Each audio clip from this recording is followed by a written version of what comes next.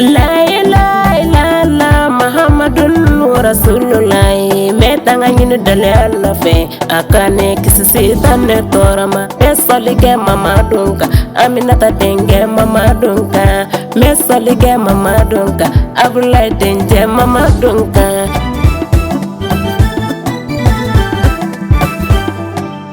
Nauma azizi don bawa denge azizi don Nauma azizi don ajibu denge azizi don Nauma azizi don burugina azizi don Mbetabo azizila bawa denge azizila Mbetabo azizila agibu denge azizi sore Ala jigide do sore jigide do Ngo jigide do walide ngo jigide do Ngo jigide do wala tawlo jigide do Ngo jigide do burugina bewlo jigide do Buraima modenge neka mazizima Serifu modenge neka mazizima Fatima ta furge o neka mazizima de Zenebu furge o neka mazizima Kadijat furge o neka mazizima Yangali furge o neni azizi foredo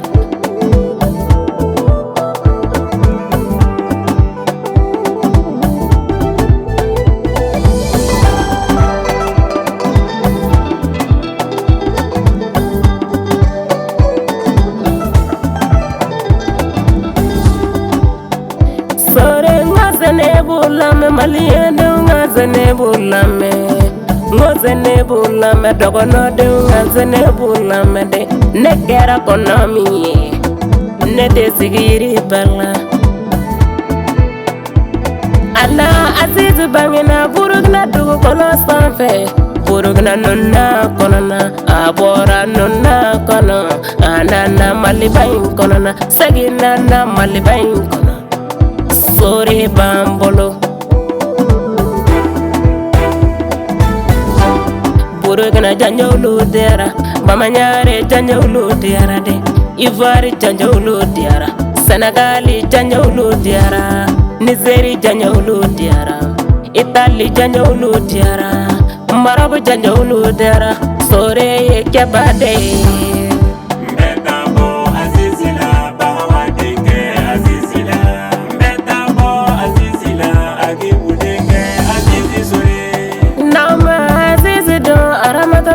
sore de don Nauma azizi don Planu baba e sore de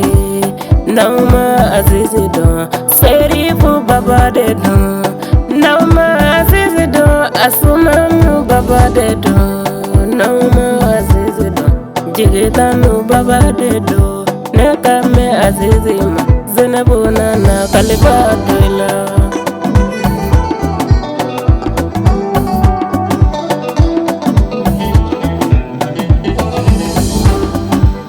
Nebina kanuba ubefo